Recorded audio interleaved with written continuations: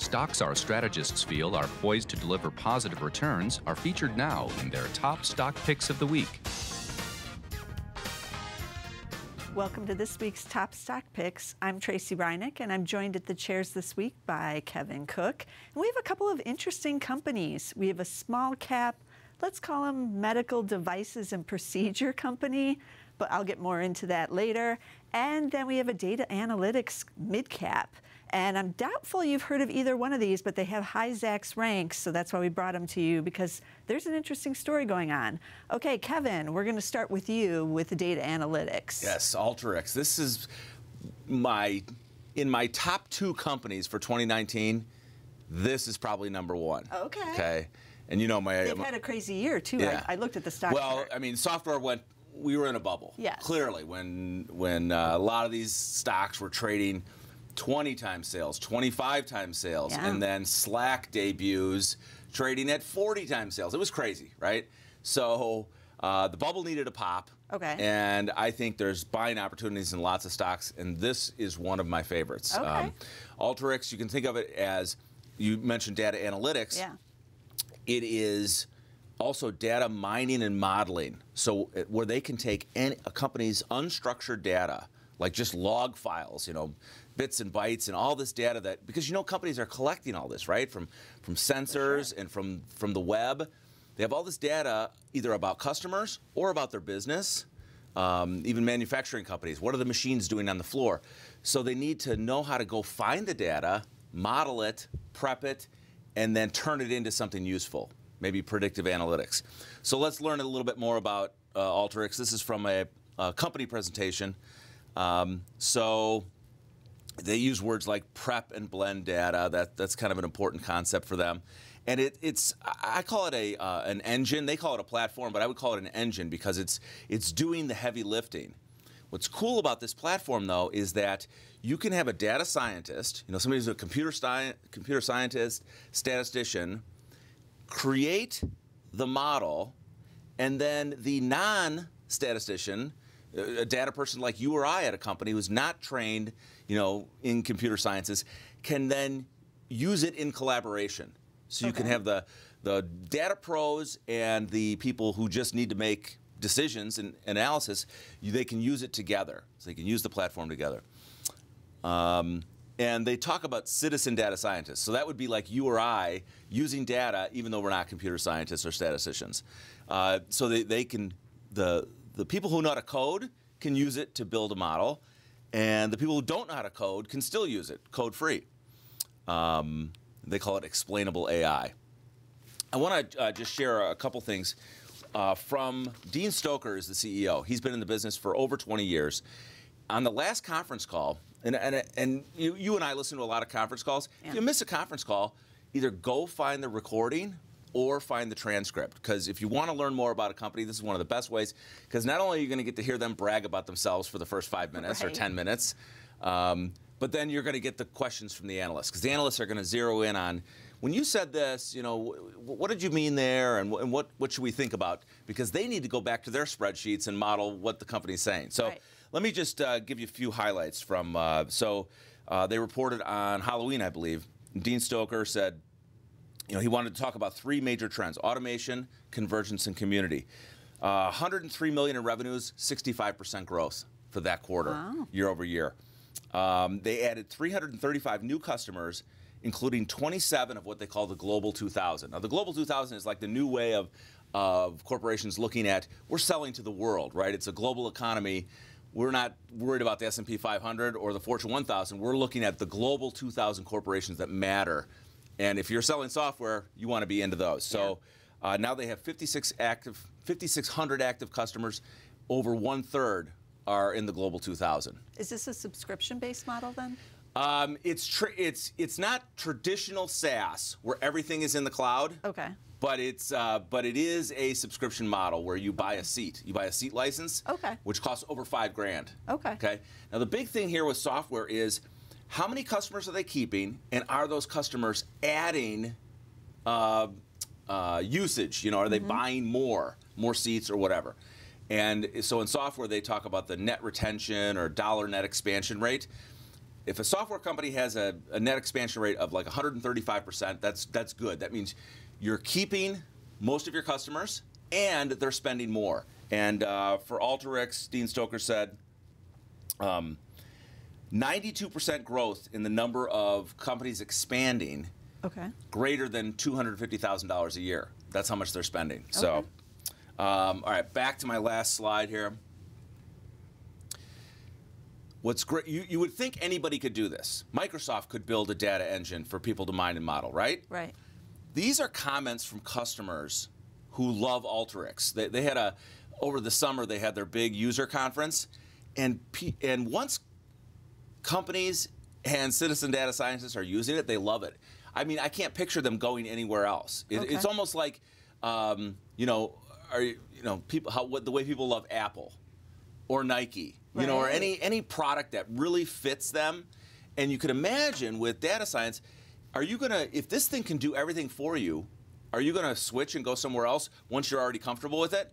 Chances are low. So I encourage anybody to stop the video here and look at these comments.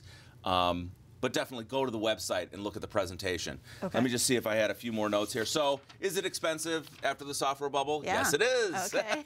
So they're going to break $500 million in revenues next year, but they're trading, over $6 billion. So it's trading over 12 times sales. Yeah. So is that expensive in the software universe? Not really. When we just saw a bubble pop where companies were trading 15 to 20 times. Yeah. But I would always be a buyer of this, at $5-6 billion because they're growing into a $24 billion market. So if it's true what I say, if it's believable that their customers love them, and they have Audi, Barclays, Unilever, I think Pfizer. Just to give you a manufacturing example, so a manufacturing floor or an energy company that has sensors telling them what their machines are doing, they want to collect all that data, then they can predict when a part is going to break down. Okay. And that's key information for a manufacturing floor or an energy company. So if they can grow it, I think they can take a lot of share of that $24 billion market. That's how big they think the market is. I think it could be bigger because some of these companies appear as Splunk. Splunk talks about dark data. All these companies have all this data coming in that it's recorded, it's stored on a server somewhere, but they don't know what to do with it. They don't even know where to find it. Yeah. So the key to differentiate, the key to survival, I think, in competing in any industry is going to be how do you use your data, whether it's about your customers or your product or your processes or your people. We're getting more and more automated. And that's my last point about this, is that when you listen to Dean Stoker talk, he talks about machine learning because so we have two types of people working together, collaborating. And it really creates community in a business when you have the data scientists and computer scientists working with the people who have to use the data, whether creating a new product or forecasting sales. Those people are working together. They can create machine learning models to go mine the data 24/7. So they can have a model going out and finding the data, turning it into something. And so you think, at some point we won't need people, but you still need people to create the model, right? Right. And so, that's the future, and that's why I'm so excited about this company. Okay.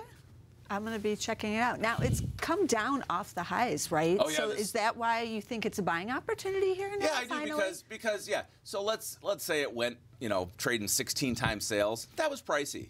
But am I going to buy it at 11 times sales? For sure. So it went to 140, came down to 90. Yeah. That's why I'm a buyer, and we own it now. Okay.